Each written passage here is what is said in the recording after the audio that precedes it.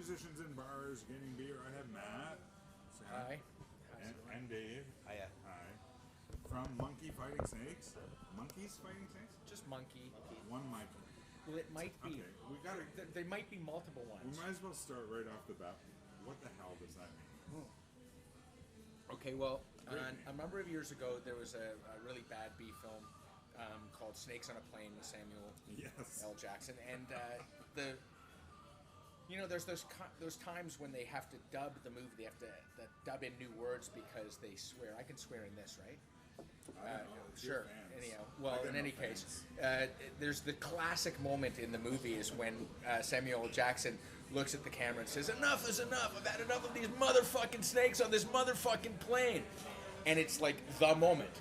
But when they go to play it on TV, they turned into, "Enough is enough. I've had enough of these monkey fighting snakes on this Monday to Friday plane."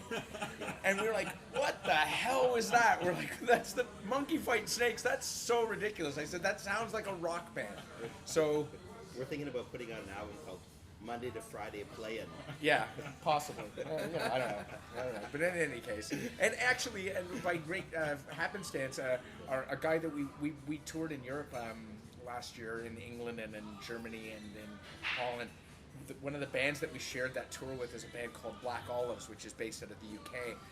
And our good friend Andre from Black Olives actually met Samuel L. Jackson this year. Wow. And he has a picture of him, and he told him, he said, "Hey man, I know this band from Canada that we toured with called Monkey Fighting Snakes." And Samuel L. Jackson said, "That's awesome, I'm going to Toronto for TIFF." It was just before the... And but anyhow, we could never find him when he was here. But still, it would have been. I would have liked to have given him a T-shirt or something. Sam, Yeah, you know where to find us. yeah. Anyhow, so we're the Monkey Fighting Snakes, and that's where we got our name. When we heard that, we were just like, "That's ridiculous."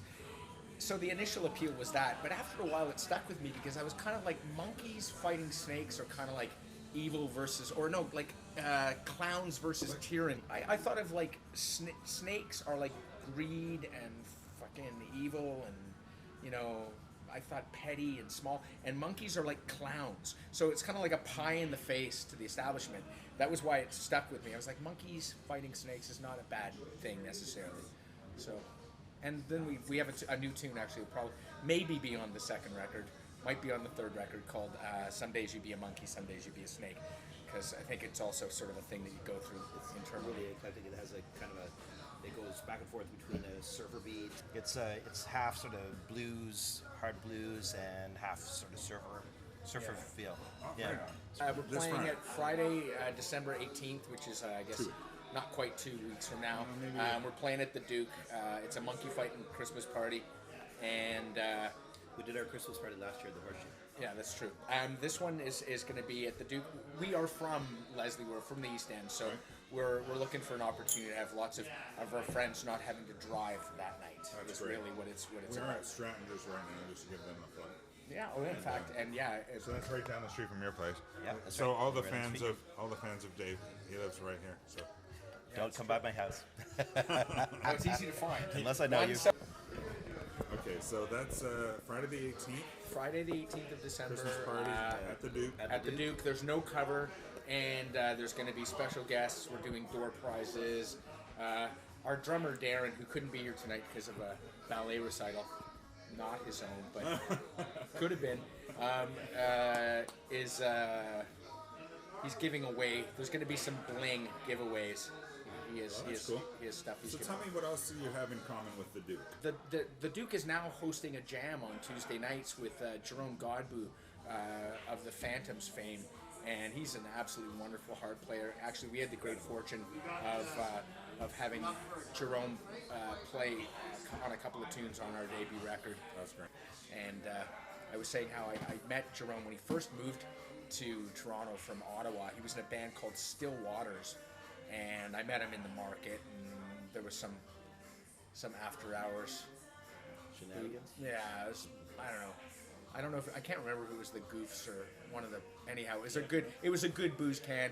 It was one of the ones that still had really good live music that would go to like 3 or 4 in the morning. And I met Jerome at one of those, and we hit it off. So he's and I did poster art for the Phantoms for a few years, so we kind of kept in touch. That's so great. Yeah. So who else do you like playing with?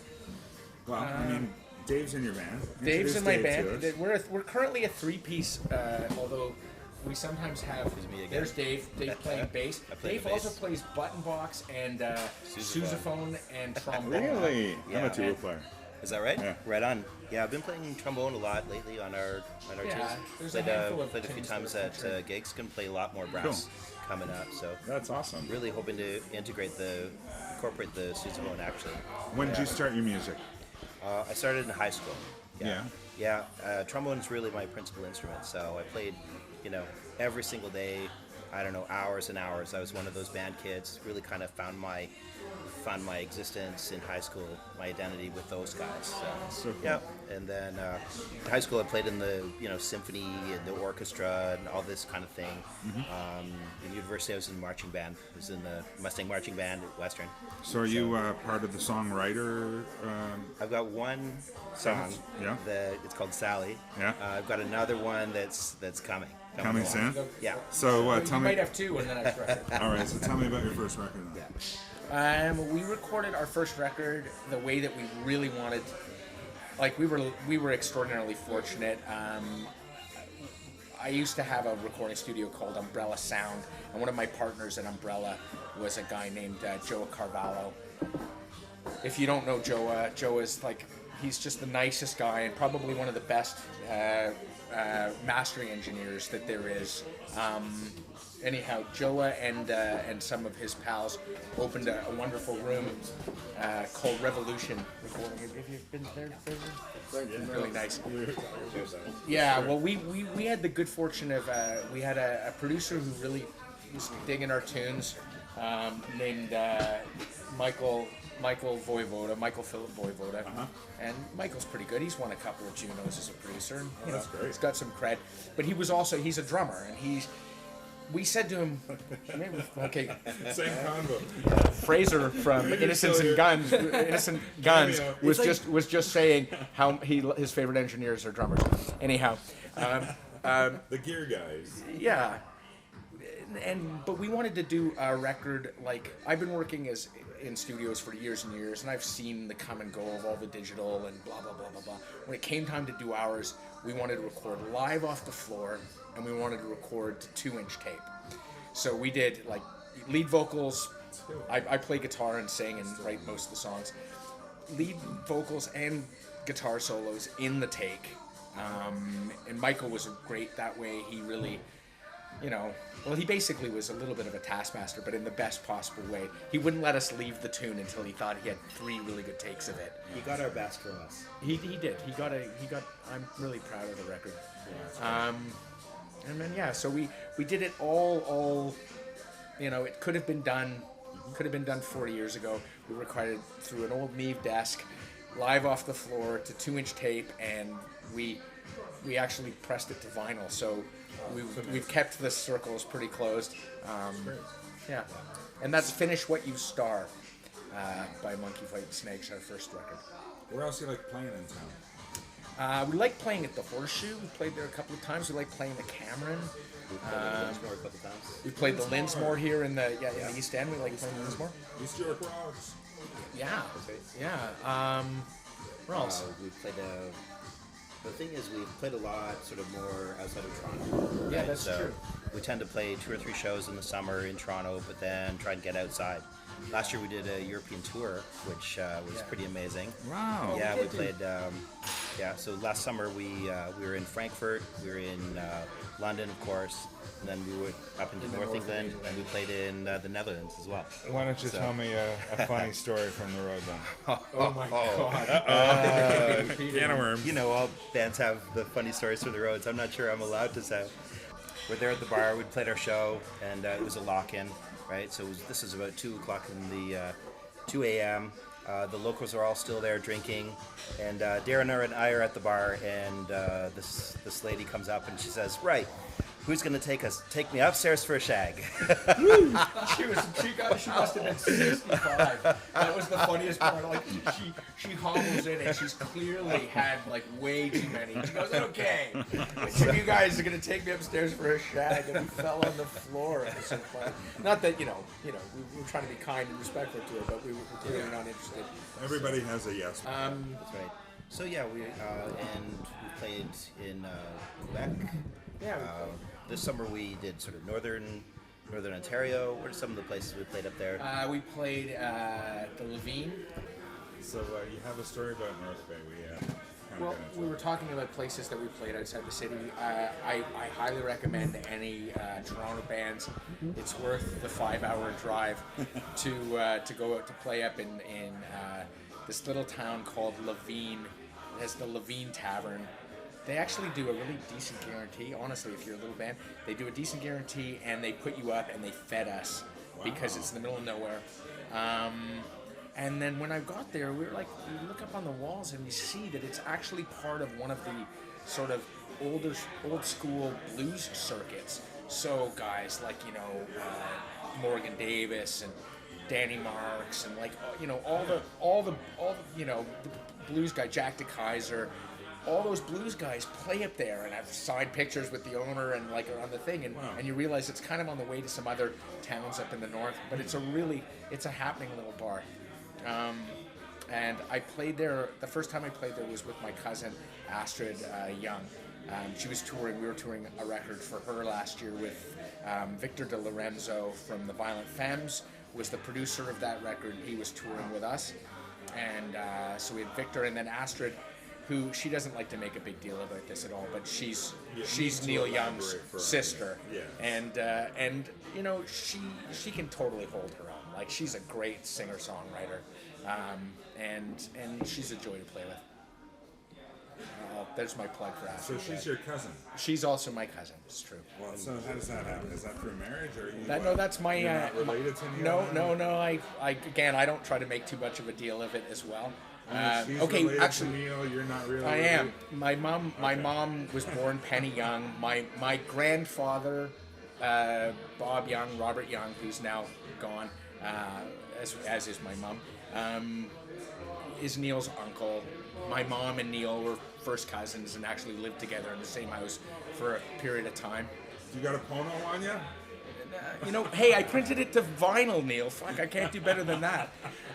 Well, Mr. Young, if you're out there, I need a sponsor on this show. Yeah, we need a sponsor too. In any case, hey, you might as well get one. You want a sponsor? Neil! We need a sponsor. Come on, Neil. I'll give you 96 kilobytes.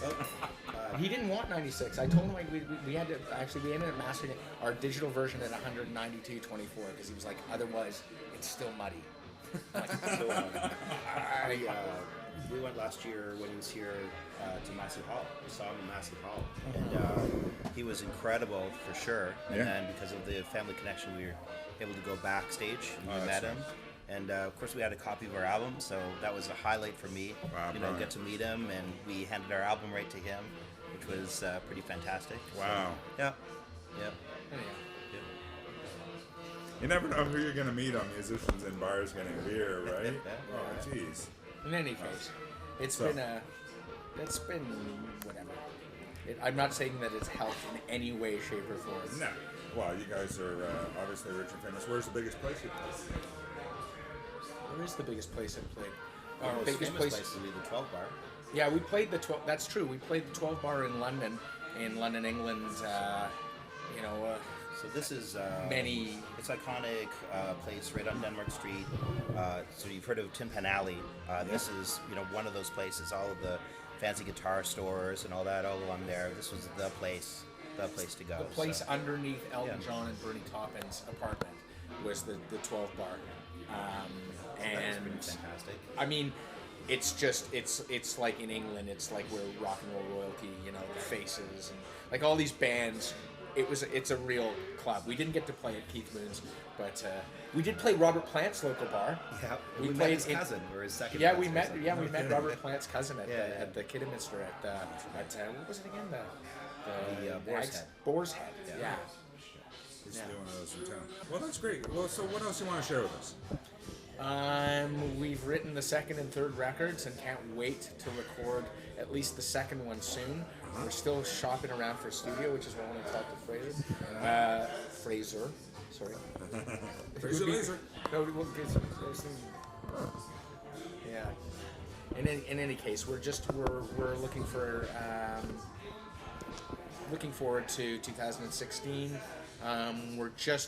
We did about probably maybe not quite 20 shows over the summer and fall, sort of working out new tunes this year. And We're talking about going record the album and then we're going to Spain. probably go to Europe again. This time go into Spain. We've got a friend there. Actually, he currently owns High Watt. Thanks for the beer. Thanks, great. And so you guys, that's a great interview. Let's everybody. see those together. Cheers, Matt. That's awesome. Laser Fraser.